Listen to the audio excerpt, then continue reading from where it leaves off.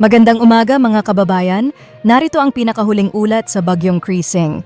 Ayon sa latest update ng PAGASA, nanatiling tropical storm si Krising habang unti-unting lumalayo sa extreme northern Luzon. Namataan ito sa layong 125 kilometers west-northwest ng Calayan, Cagayan, taglay ang lakas ng hanging umaabot sa 85 kilometers kada oras at bugso hanggang 105 kilometers kada oras. Kumikilos ito pakanluran hilagang kanluran sa bilis na 25 kilometers kada oras. Inaasahan itong lalabas ng Philippine Area of Responsibility, PAR, ngayong umaga o hapon patungong southern China at posibleng umabot sa kategoryang Severe Tropical Storm ngayong araw. At sa Tropical Cyclone Wind Signals, Signal number 2, Gale Force Winds expected, sakop ang mga sumusunod: Batanes, Northern Cagayan at Babuyan Islands, Ilocos Norte, Northern at Central Apayao, Northeastern Abra. Signal number 1, strong winds expected, kasama ang mga lugar na ito: natitirang bahagi ng Cagayan, Northern Isabela, rest of Apayao, Abra, Kalinga, Mountain Province, Ifugao, Northern Benguet, Ilocos Sur, Northern La Union.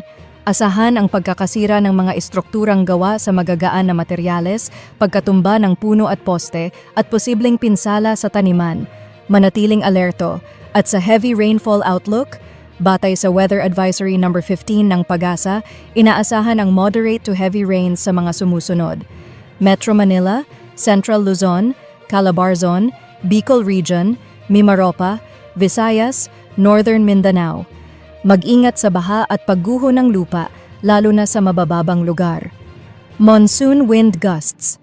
Ngayong araw, Metro Manila, Nueva Ecija, Nueva Vizcaya, rest of Isabela, La Union, Benguet, Abra, Visayas, Zamboanga del Norte, Northern Mindanao. Sa linggo, buong Luzon, Visayas, Cagayan Valley, Cordillera Administrative Region. At sa Lunes, Luzon at Visayas, kabilang ang Metro Manila. At sa kondisyon ng karagatan ngayong umaga, inaasahan ang pagtaas ng alon sa ilang baybayin sa Northern Luzon.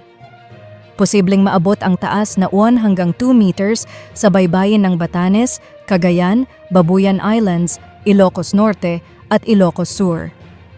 Malalakas na hangin ang inaasahan sa hilagang at silangang baybayin, kaya't bawal muna ang paglalayag, lalo na sa mga lugar na may napakaalong kondisyon.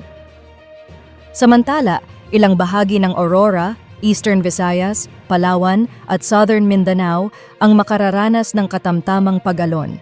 Pinapayuhan ang mga mangingisda at residente sa baybayin na maging alerto at umiwas muna sa laot kung hindi sapat ang kagamitan o maliit ang sasakyang pandagat. Paalala sa mga mangingisda, bawal muna ang paglalayag sa apektadong baybayin, lalo na kung maliit ang bangka o kulang ang kagamitan. Maging maingat po tayong lahat. At sa track forecast, ngayong hapon, July 19, 2 p.m. Si Bagyong Krising ay nasa layong 330 kilometers west ng Basco, Batanes, outside PAR, July 20 hanggang 22. Patuloy na lalayo pa patungong Guangdong Province, China. At para sa huling paalala, Bagyong Krising ay patuloy na lumalayo sa bansa, ngunit ang epekto ng hanging habagat at maulang panahon ay tuloy pa rin. Para sa forecast, babala at gabay sa panahon, i-like, i-share at mag-follow sa aming Facebook page at mag-subscribe sa aming YouTube channel.